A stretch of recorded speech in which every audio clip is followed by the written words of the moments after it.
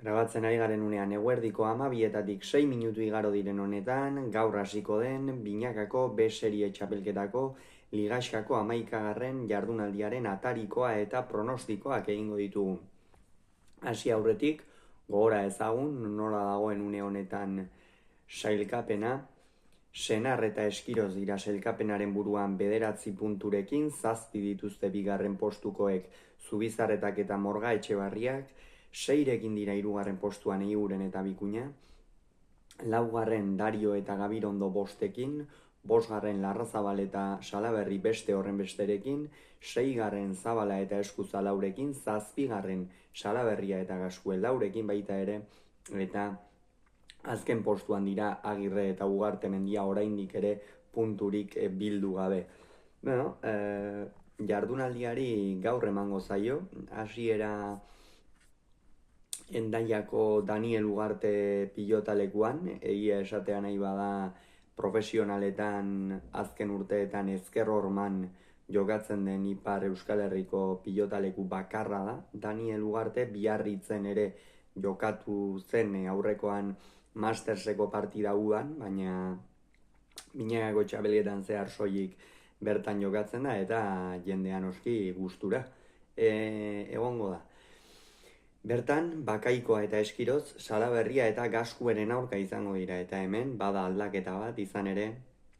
Beñat Senarrek badirudi arazoren bat edo baduela, eta ondorioz ez dago jokatzeko moduan, bere ordez,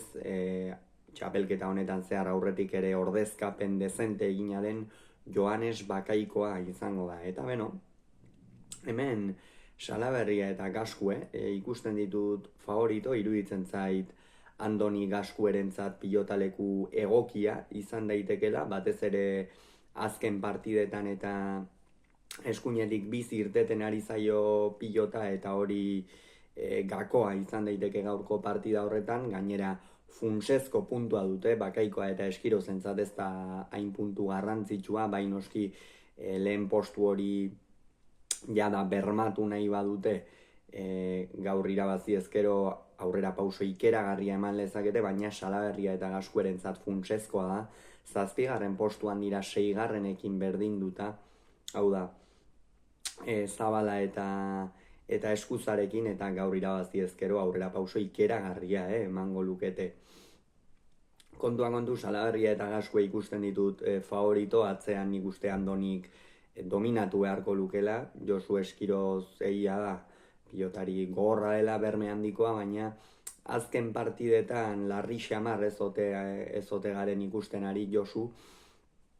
baina aurrean sekulako aurrelaria, bi aurrelariak dira, ez dira bat ere kolpe luzekoak, baina bai gogorrak, partidari eusten diotenak, defensa handikoak,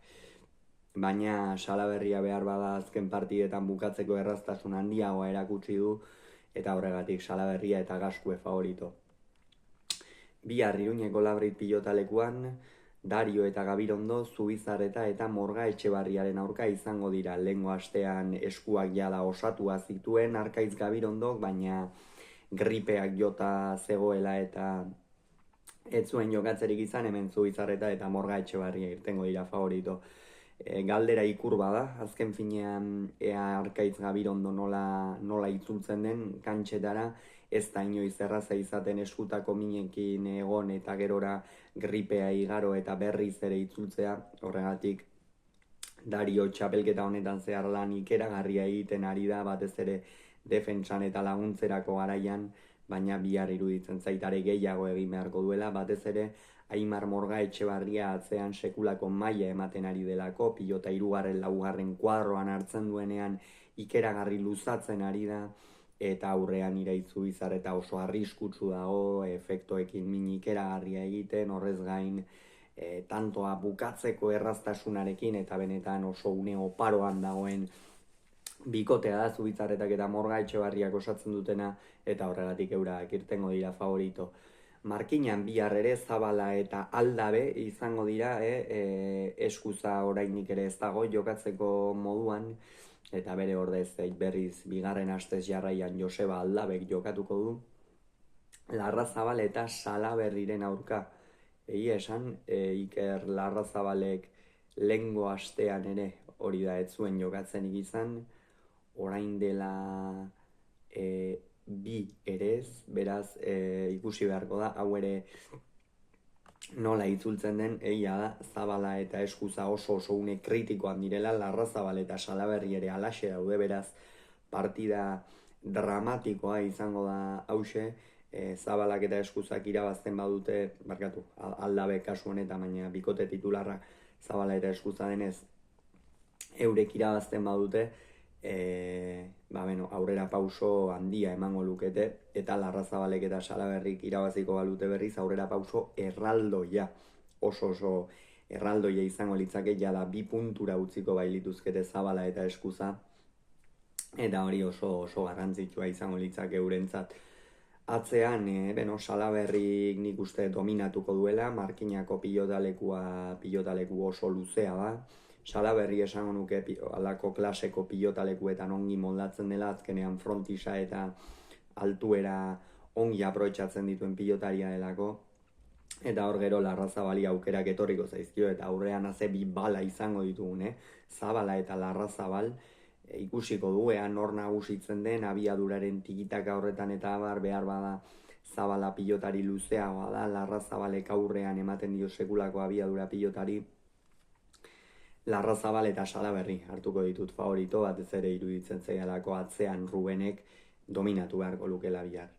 Eta igandean Eibarko astelena pilotalekuan Agirre eta Lizeaga, hemen ere bada aldaketa bat, Ugartemendia ez baitago